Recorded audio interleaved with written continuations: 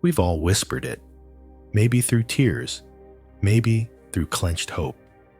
Just give me a sign, a signal, a confirmation, something, anything to prove that the universe is listening, that our prayers didn't vanish into the dark, that we're not walking blindly through chaos with no cosmic compass.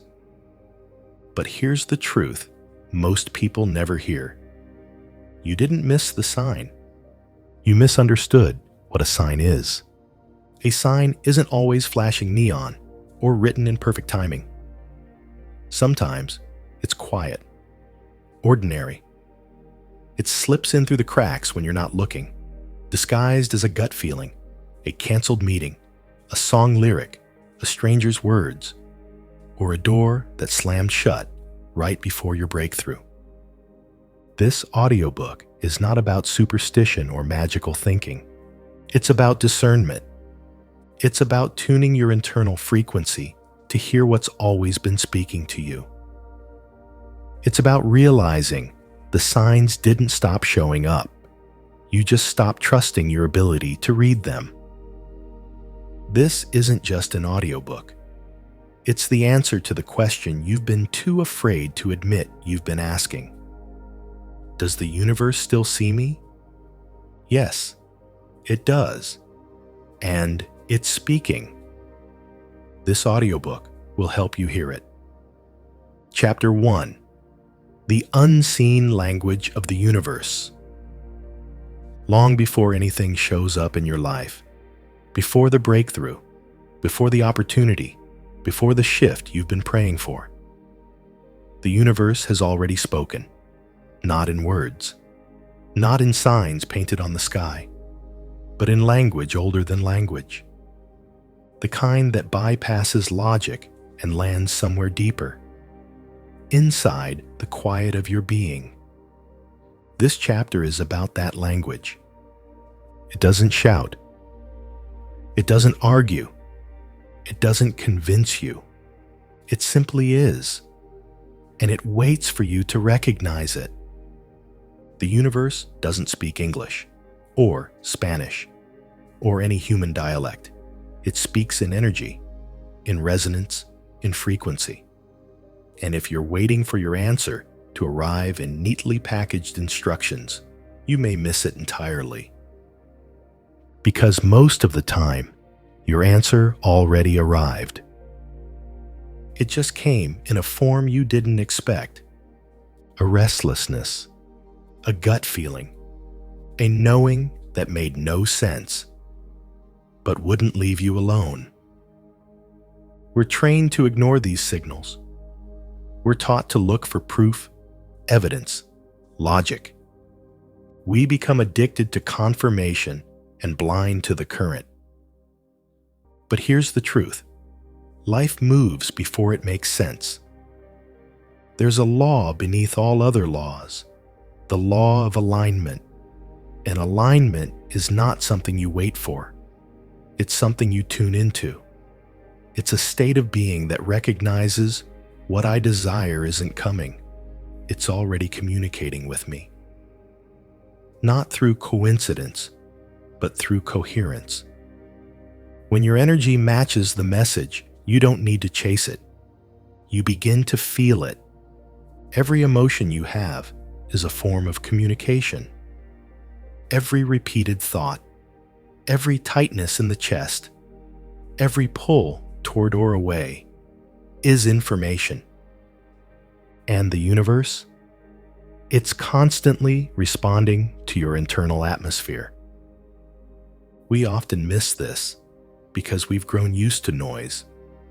Our lives are loud. Our minds are louder. Scrolling, comparing, planning, fearing, overthinking. In that sea of noise, the nudges become faint whispers, and whispers are easy to ignore. But you weren't made for noise. You were designed to perceive nuance, to sense the invisible threads that connect thought to outcome, belief to reality. Your body picks up on what your intellect can't. Your spirit registers alignment long before your five senses do. The mystics have always known this. Neville Goddard said, "You do not attract what you want. You attract what you are." Meaning the real signal you send out isn't your wish list, it's your identity. Your state of being is your communication with the universe, and it responds not to what you ask, but to what you embody. Dr. Joe Dispenza explains this through the science of coherence. When the heart and brain sync, when your inner state matches the frequency of your desired future. He shows that real change doesn't happen through effort alone, but through energetic congruence. So if you feel like your life isn't moving, ask yourself, is it stuck? Or is it speaking? Because the moment you begin to observe your reality differently, the language begins to shift. You'll notice the right people show up, right when you stop chasing. You'll overhear a conversation that answers your question, right after surrendering the worry. You'll have a dream, a delay, a sudden cancellation. And if you're paying attention, you'll realize that was the message, not an obstacle, a direction. The universe doesn't waste time explaining, it simply shows. But to see it, you must become quieter than the world around you, still enough to notice, present enough to interpret. That's the key difference between noise and nudges. Noise feels chaotic. It pushes you, pressures you, distracts you. Nudges feel persistent, but peaceful. They return. They repeat. They remain, even when they make no logical sense. Learn to recognize the nudge. It may sound like, this isn't where you belong anymore. You're not waiting. You're avoiding. It's not too late to become someone else. And when you hear that nudge, respond, not with a plan, but with presence. You don't need to decode every message. You just need to honor the feeling. Trust opens the door to deeper understanding. The unseen language of the universe is not about getting what you want. It's about becoming who you're meant to be, so the things meant for you can recognize you when they arrive.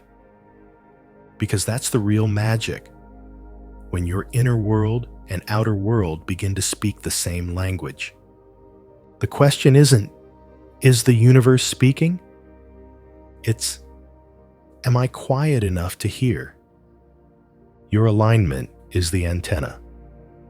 Your attention is the translator, and your embodiment is the message sent back. The universe doesn't speak in noise, it speaks in knowing. Chapter 2.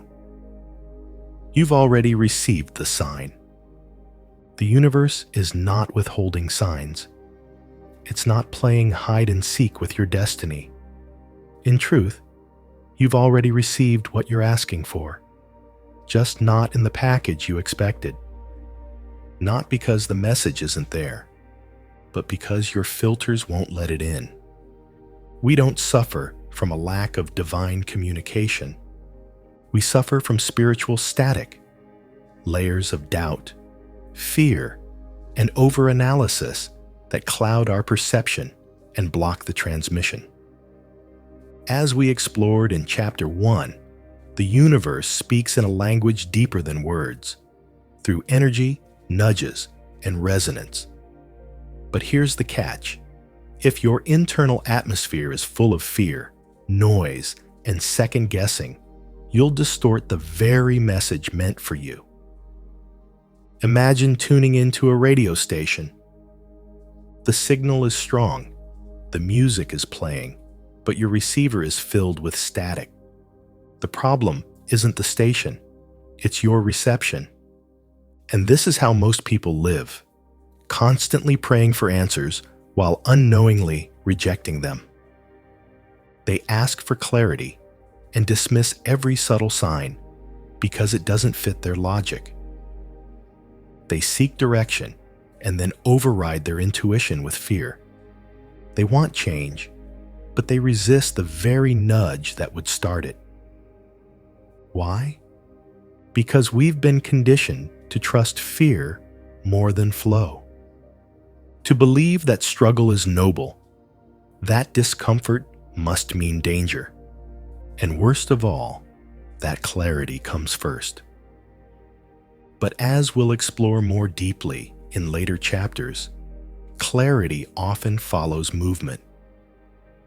And movement requires trust. Let's look at what these filters really are. The filter of fear. Fear narrows your vision. It turns every opportunity into a threat, every delay into a rejection, every unknown into a warning. When you're afraid, you don't see possibilities. You see risks.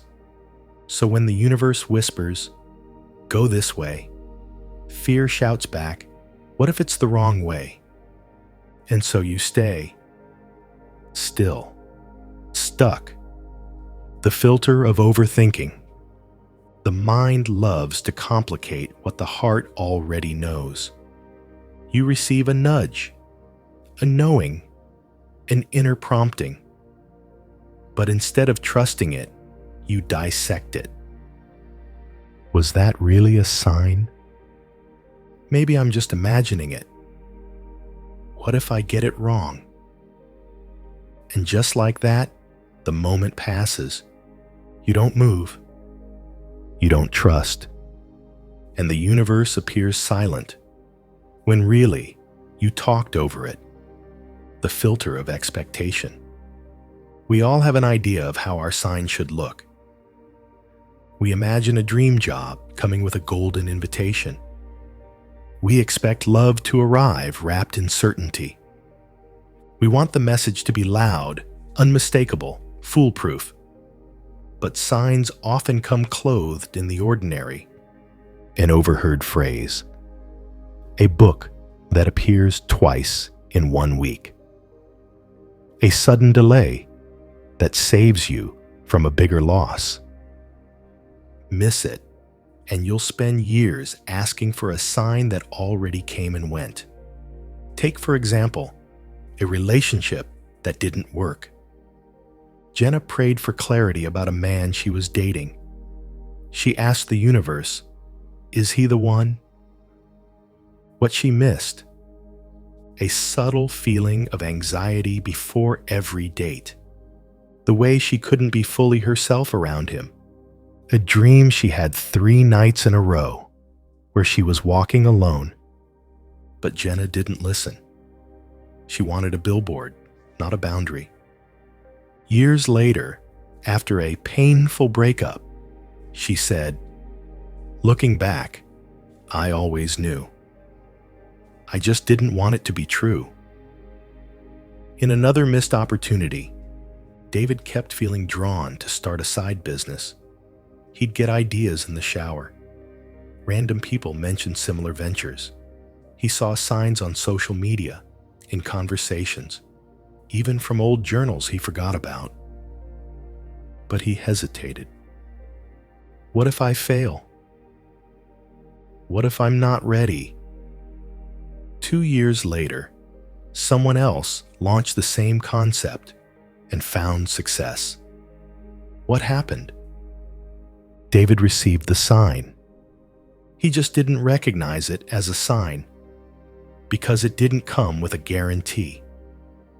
And this brings us to a powerful truth. The universe doesn't confirm your desire with certainty. It confirms it with resonance. And if you're only listening for certainty, you'll miss the way your own heart is trying to lead you. But here's the hope. You can train your perception. You can clear the static. You can tune in again. Start by asking, what signs did I ignore because they didn't look the way I expected? What messages have I been calling coincidence because I wasn't ready to act? What nudges keep returning, quiet, consistent, and impossible to shake? Because those are the ones that matter. They are your alignment calling you forward, and the more you trust them, the clearer they become. As Neville Goddard once said, your assumptions harden into fact. Meaning, you don't wait for proof. You live in the feeling of your answer already received.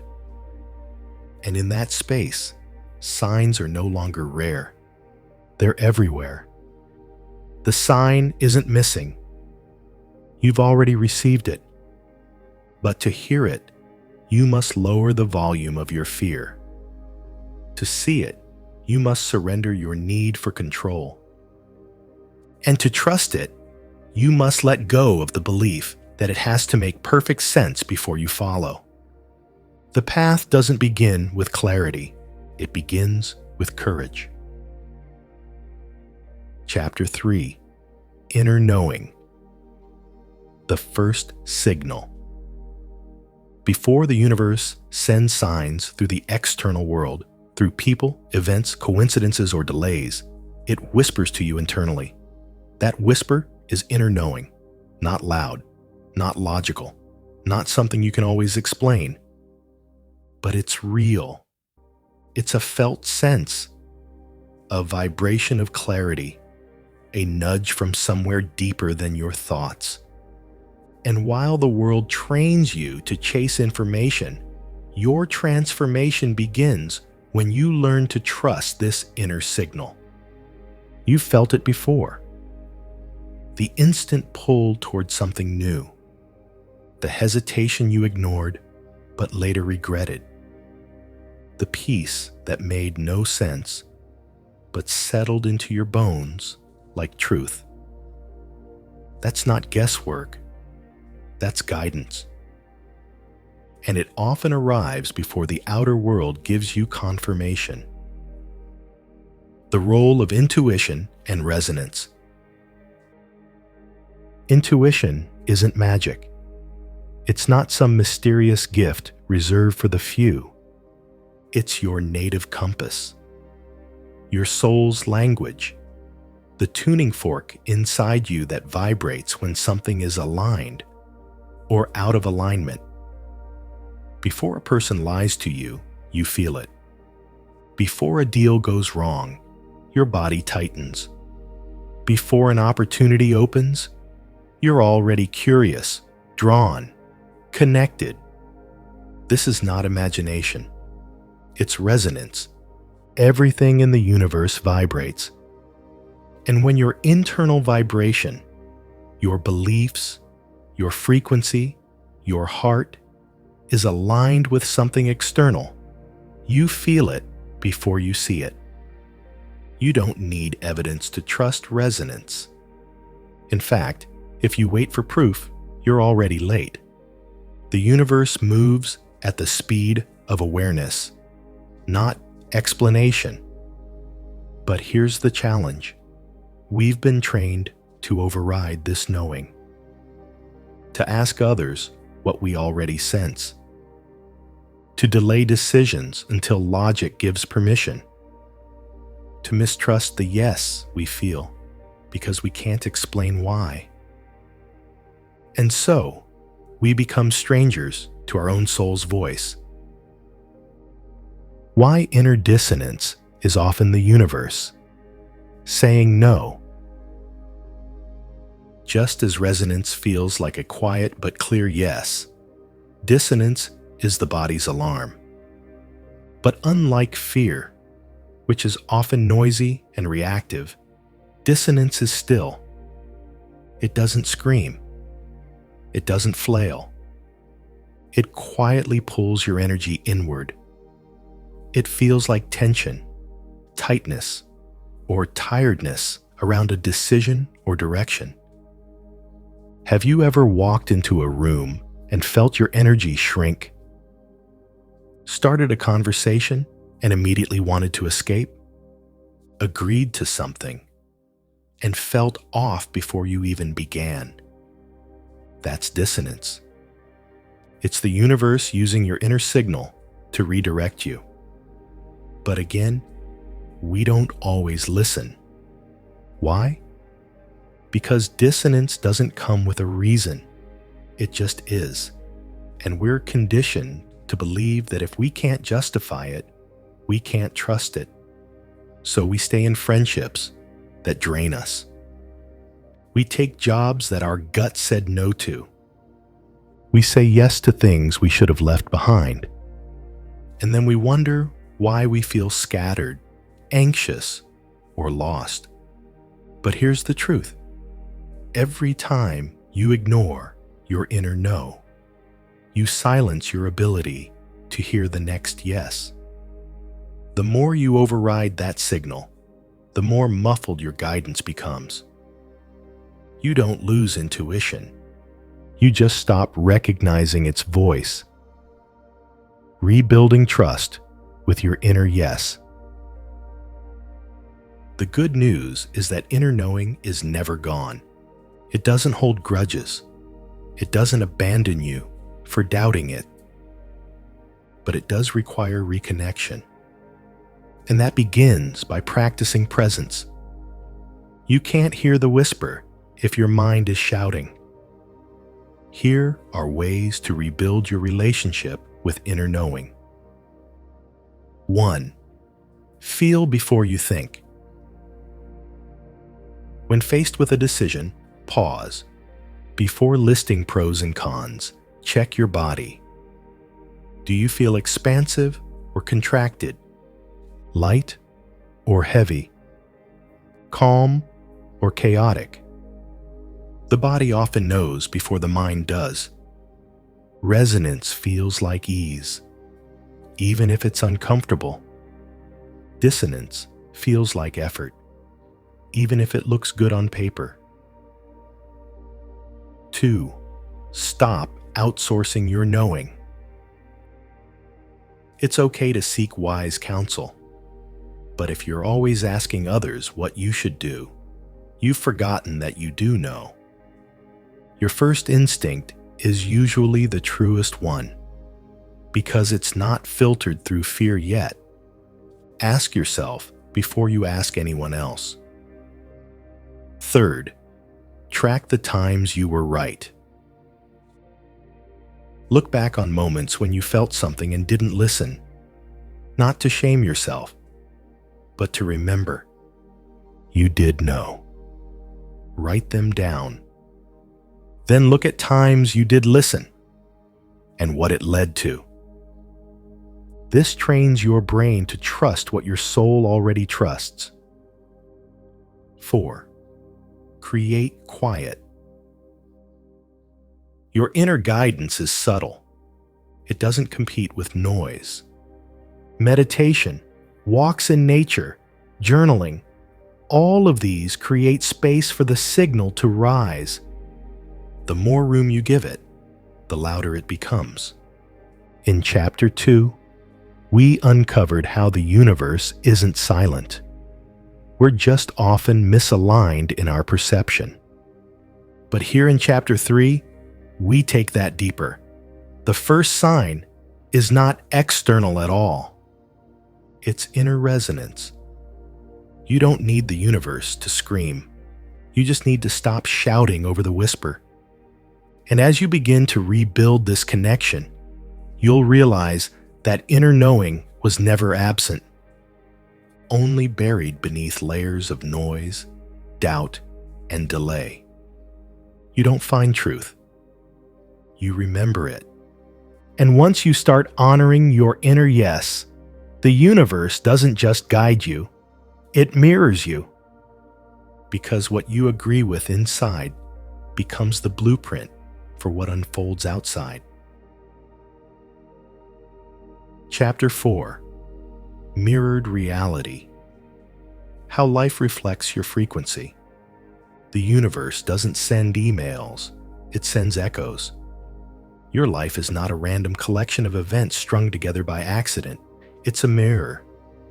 And every reflection Every person you meet, every repeated pattern, every frustrating loop is not punishment. It's communication. The external world reflects the internal world, not to shame you, but to show you, to teach you, to guide you home. In the previous chapter, we explored intuition as the first whisper of divine guidance. Now we step into the second echo, your reality. The events of your life are not separate from your state of being. They are the consequence of it. Let's begin with the mirrors we often resist. People. The ones who trigger you, the ones who lift you, the ones who confuse you. Every person is a sacred echo. When someone's presence makes you feel small, it might be reflecting an old wound, still unhealed. When someone constantly pushes your boundaries, it might reveal your fear of saying no. When someone inspires you deeply, they might be a mirror of the version of you you've buried or are becoming. But what happens when the same kind of person keeps showing up? The same heartbreak, the same betrayal, the same abandonment. That's not a coincidence. That's the curriculum. That's the universe showing you the frequency you're living on, so you can rise above it, not repeat it. Patterns are not curses. They are signals. If you find yourself saying, "Why does this always happen to me?" Pause. That's not the universe being cruel. That's the universe being consistent. It keeps giving you the same lesson until you master the frequency behind it, not as punishment, but as practice. And then there are symbols, numbers, words, songs, animal encounters, even dreams. Many people call these synchronicities, and they are, but they are only useful if interpreted with clarity and humility. A repeated number sequence, for example, is not a fortune cookie. It's an invitation to become aware. What were you just thinking about when it appeared? What emotional state were you in? What decision were you avoiding? This is the art of interpretation without superstition. Because when we get overly mystical, we lose groundedness. But when we dismiss everything as mere coincidence, we lose connection. You don't need to decode every cloud or second-guess every encounter. Instead, feel into your body. Is it contracting or expanding? That's the only language that matters.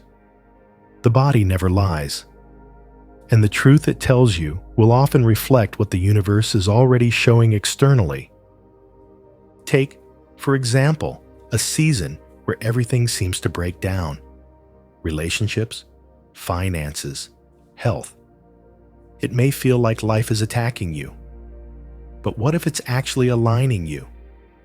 What if the external chaos is mirroring an inner call for realignment? This is the shift from superstition to sovereignty. You begin to realize the world is not happening to you. It's happening through you. When you're bitter inside, your reality will start to look bitter. When you're full of resentment, the world will reflect enemies and unfairness. But when you begin to forgive, not just others, but yourself, suddenly life softens. The world opens, and the same external place becomes a different landscape altogether. This is not magic. This is frequency. Everything emits a signal, and your beliefs, emotions, and expectations shape that signal. That's what life responds to. You don't attract what you want. You attract what you are. And until you understand the mirror, you'll keep wiping the glass instead of cleaning the source. That's why inner work is not optional. It's essential. It's not just self-care. It's self-alignment. When you align internally, life aligns externally. not instantly, but inevitably. And when it does, you begin to trust. You stop forcing and start flowing. You no longer demand signs from the universe. You start seeing them, because now you understand. They were always there. You just weren't ready to see. This prepares us for the next chapter. Chapter 5. Stop waiting, start listening. Because once you've seen the mirror, the next question is, what will you do with what's reflected? The universe doesn't speak in future tense. It speaks in now. And the next message waits inside your movement. Chapter 5. Stop waiting. Start listening. We wait for a sign, for confirmation, for the clouds to part and the universe to shout, now is the time. But here's the hard truth. The universe has already spoken. Most people don't suffer from a lack of signs. They suffer from hesitation masked as seeking. We stall under the guise of wanting clarity, when what we're doing is avoiding responsibility for the next step. Waiting can feel spiritual, but in many cases, it's just well-disguised fear. We say we're waiting on God, waiting on the universe, and waiting for alignment, but sometimes waiting becomes a trap, a stall pattern, a delay tactic our mind uses because we fear failure more than stagnation. And yet, action is often the clearest message. The myth of perfect clarity. Many believe clarity is something that strikes like lightning, sudden, electric, undeniable. But most often, clarity is revealed through movement, through decision, through the doing, not the thinking. You don't get the complete picture before you take the first step. You get the picture by walking forward, and each footstep unveils more of the path. Imagine standing at the edge of a forest. You're told there's a trail, but you can't see it until you take the first few steps. That's how life works. That's how the universe whispers, move, and I will meet you. You are the missing step. The sign you're waiting for might actually be you. The step you're avoiding might be the signal you're asking for. In Chapter 4, we explored how reality mirrors our internal state. Chapter 5 continues that by showing that movement isn't just an effect of alignment. It is often the catalyst for alignment. When you move, the universe moves with you. But waiting for a feeling of readiness before acting is like waiting to feel warm before lighting a fire. Action births clarity. Action invites confirmation. Listening looks like doing. Spiritual listening is not passive. It doesn't mean sitting still and hoping the answer arrives in a dream. It means being attentive in motion. It means walking through the fog and trusting that the path will reveal itself. What if the thing you're avoiding, the phone call, the email, the new habit, the boundary, the ending, is the thing you've already been guided toward? What if you've already received the instruction, but dismissed it because it didn't look dramatic enough to feel divine? Sometimes, the divine whisper doesn't come from above. It rises from within, through resistance. Resistance is often direction. Think of this. Why does a certain idea keep tugging at you? Why does the thought of doing that one thing cause tension? Not because it's wrong, but because it's charged with energy, with transformation, with potential. The universe often speaks through resistance. It marks the path of growth with emotional heat. We avoid the very actions that hold our breakthrough, then blame the universe for not guiding us. Let's reframe it. That discomfort might be the signal. That thing you keep pushing aside might be the breadcrumb you're supposed to follow. Take, for example, the writer who keeps waiting to feel inspired instead of writing through the block, not realizing that flow often comes after the first paragraph. Or the person who's been praying for connection, but avoids going to social events, not realizing the answer requires their presence. And the entrepreneur asking for a sign to start while endlessly researching but never launching, not realizing the sign is in their obsession. In each case, clarity wasn't missing, movement was.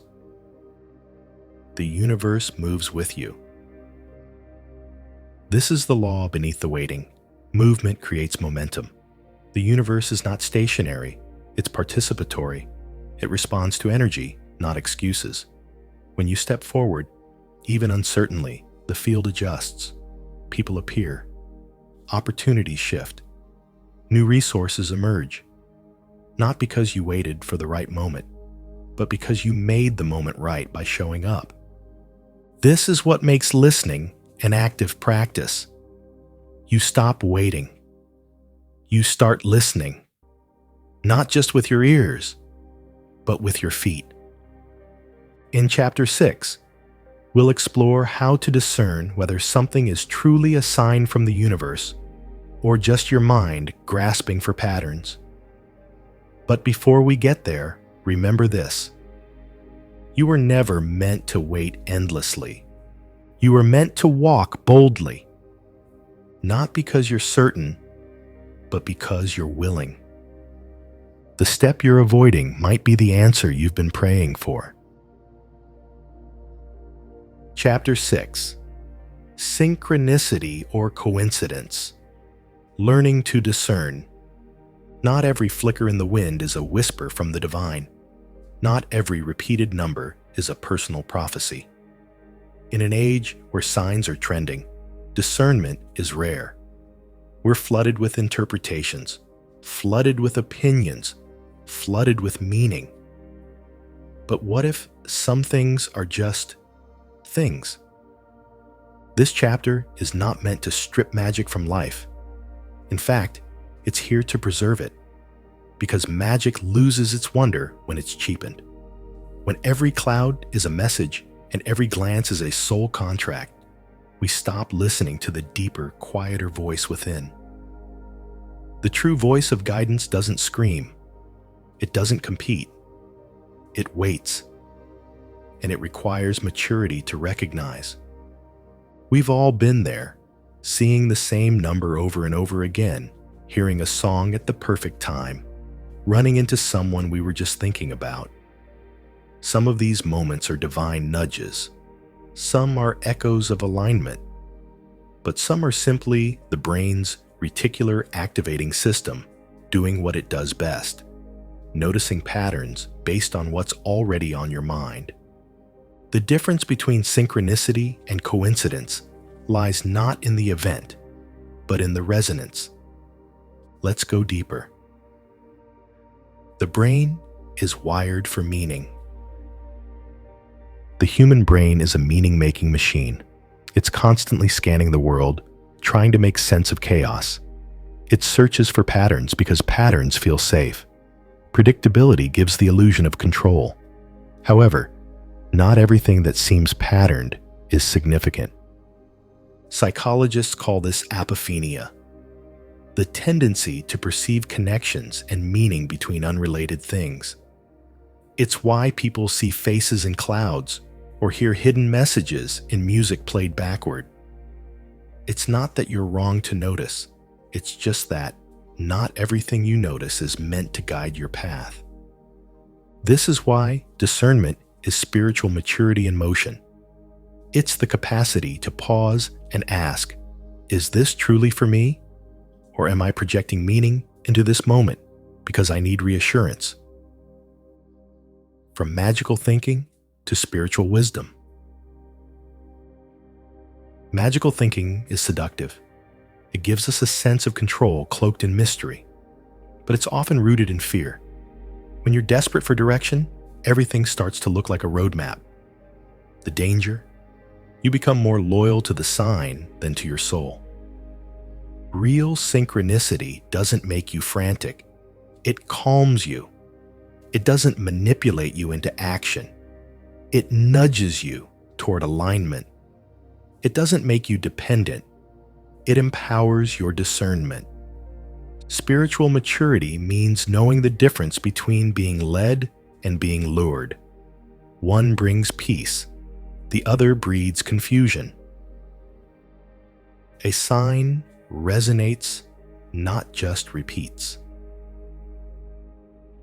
You don't recognize a true sign just because it shows up multiple times. You recognize it because it speaks in a frequency your soul remembers. It aligns with your inner knowing. It confirms, not controls. Ask yourself, does this bring clarity or cause anxiety? Is it repeating because it's true, or because I keep feeding it my attention? Is the message consistent with the direction my spirit is already being called toward? A true sign echoes what you already sensed. It's not the instruction. It's the confirmation. The danger of chasing signs. The moment you start chasing signs, you stop listening, because chasing implies fear. It implies you don't trust that the right message will find you in the right moment. Remember, the universe doesn't withhold clarity as a punishment. It withholds it as protection until you're ready to feel, not just follow. Signs are not meant to replace your intuition. They're meant to support it. If you're ignoring your own inner knowing while searching the sky for symbols, you've missed the most important message of all. Your soul was never mute. Discernment. Questions. If you want to develop spiritual maturity and discern real synchronicity from projection, use questions like these. Does this align with what I already feel deeply to be true? Would this still be meaningful if it hadn't appeared twice? Is my emotional reaction coming from a place of peace or panic? Am I surrendered or searching? Most of all, ask, would I be willing to move forward even without this sign? If the answer is yes, the sign is likely genuine, because it's no longer a crutch, it's a companion. Synchronicity honors timing. A real sign doesn't just appear, it arrives when it needs to. The timing is part of the message. Synchronicity often enters when you've already taken steps, when you've begun to move. It's the universe saying, yes, keep going. But if you're frozen in fear, waiting for the cosmos to send a billboard-sized yes, you may never get it. Because movement reveals meaning. Just like we discussed in the previous chapter, stop waiting, start listening. Often, the action is the sign. The clarity is in the motion. You don't get the message before the leap. You get it midair. Sacred silence is still guidance. Here's the paradox. The more you mature, the fewer external signs you may need. Not because the universe has gone silent, but because you've grown sensitive to its whisper. You've moved from confirmation to embodiment. This is when you realize silence is not the absence of direction. It's the presence of trust. It's not that the universe isn't speaking. It's that you've become fluent in its language.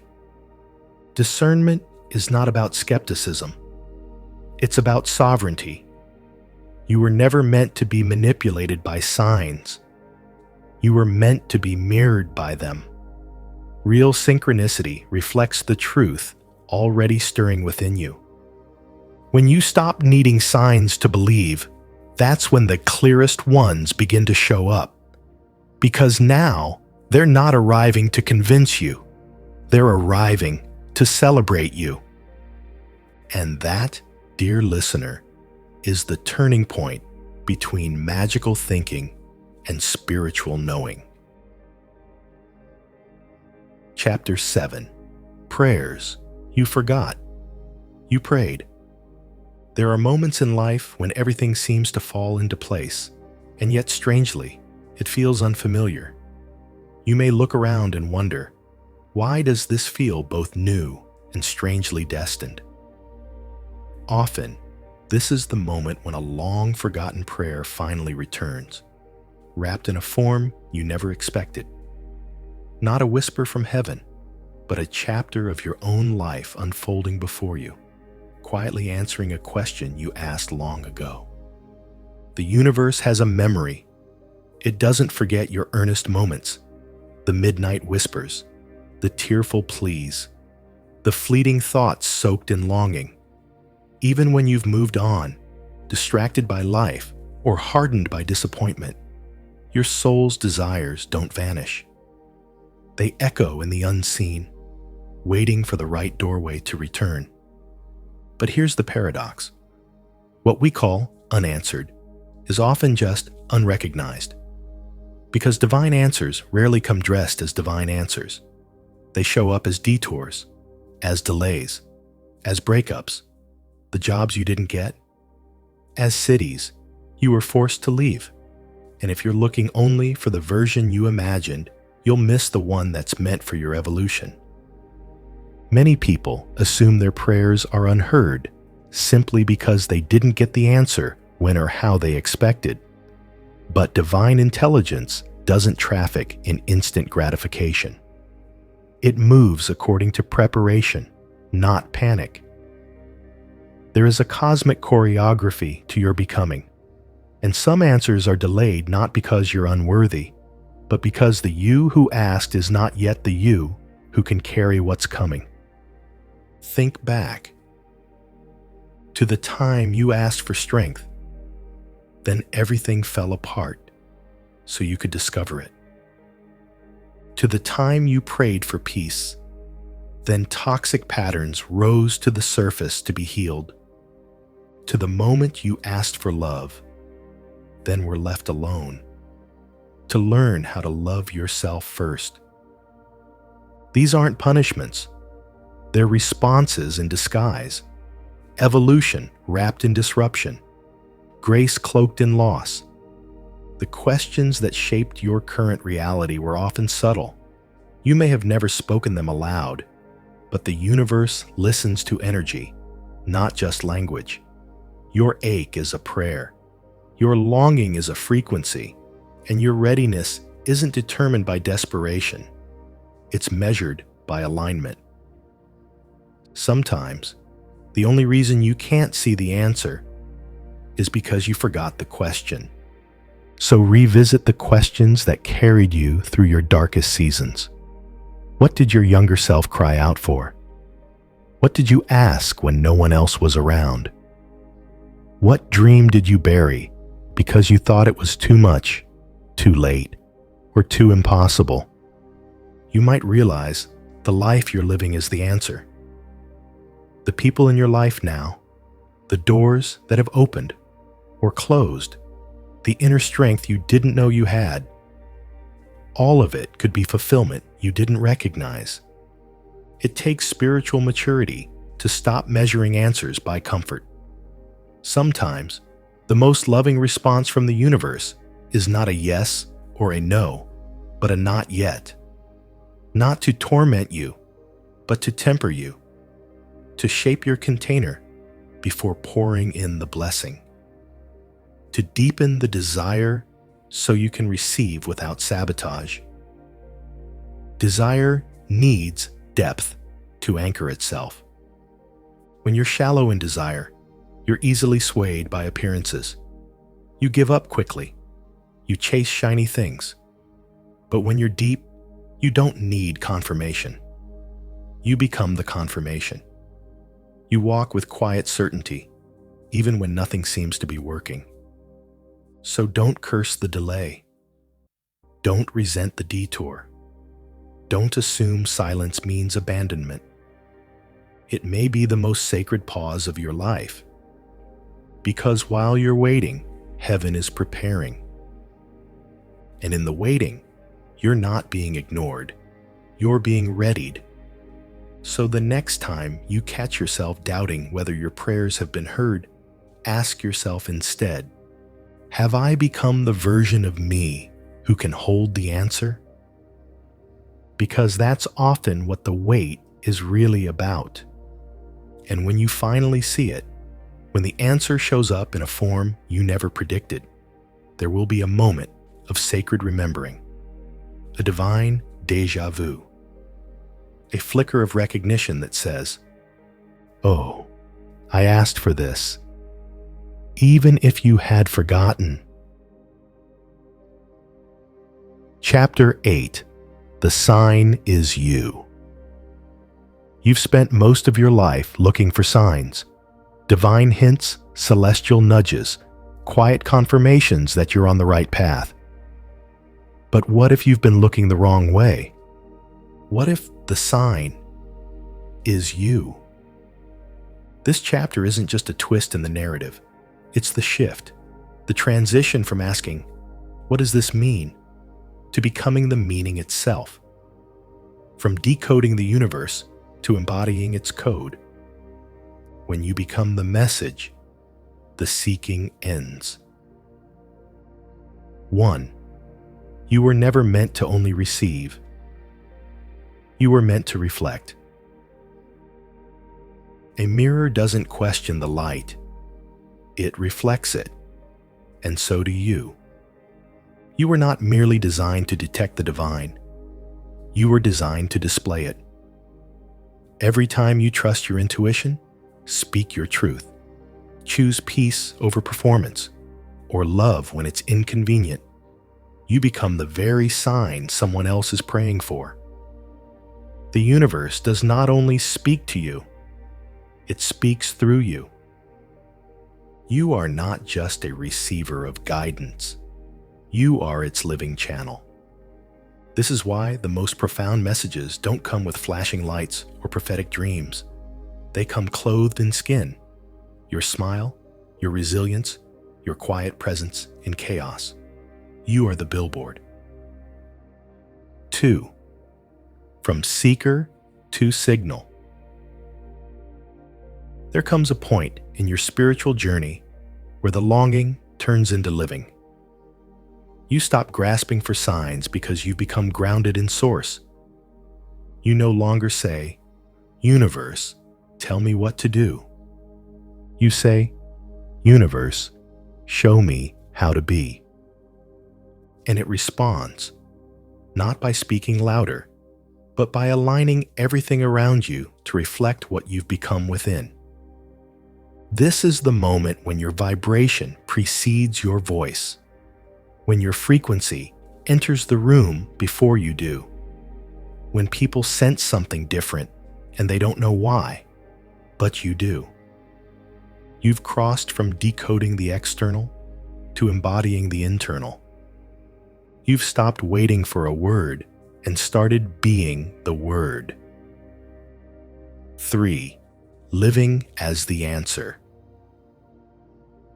You don't have to be perfect to be the answer. You just have to be aligned. Your wounds, when healed, become road signs. Your journey, when walked with presence, becomes a path for others. Your life becomes the echo of the truth you once sought. Think of the people who've shifted your life.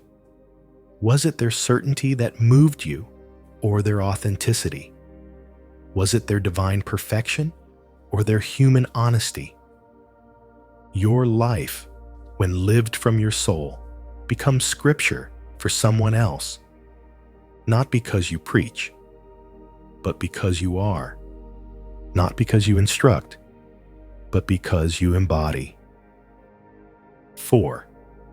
Stop asking for the sign. Start being one. When you realize this, everything changes. You stop overthinking your next move because your presence is the movement. You stop needing loud confirmation because your inner compass is calibrated. You stop fearing wrong turns because you trust that who you are becoming will guide you back. You live not to impress, but to express. Not to gather signs, but to give them. Every choice you make aligned with love is a sign. Every boundary you set aligned with truth is a sign. Every time you honor your inner voice over outer noise, that's a sign. A signal to others that it's possible, that it's real, that the unseen world speaks loudly through the seen. 5. When your life becomes a sign. The final transformation is not when you manifest the thing you wanted. It's when your life, your actual lived experience, becomes a beacon for others. You won't even notice it at first. Someone will message you and say, "I needed to hear that." Or someone will silently adjust their own path because of your presence. You won't even know the impact. And that's okay, because the truest signs don't announce themselves. They just are. So here's your invitation. Stop chasing the sign. Start embodying it. And remember, when you live in alignment, clarity follows. When you walk in truth, signs follow. And when you choose to live as the signal, the universe responds in kind, not with louder voices, but with deeper echoes. And those echoes sound a lot like you. Signs aren't rare. Readiness is. The closing loop of trust, surrender, and clarity. It's never about the signs. It's about the sight. The universe has never been silent. It's been speaking in sunsets and strangers, in closed doors and inner nudges, in gut feelings and repeated themes. But until we're ready to see, we'll walk right past burning bushes and whispering winds, calling them coincidence or just life. Readiness is the real miracle, not the sign, not the answer, but the soul that's finally still enough to recognize it. In this audiobook, we've explored the subtle language of the universe. We've walked through the quiet corridors of intuition, the mirrored walls of circumstance, the mysterious rhythm of divine timing.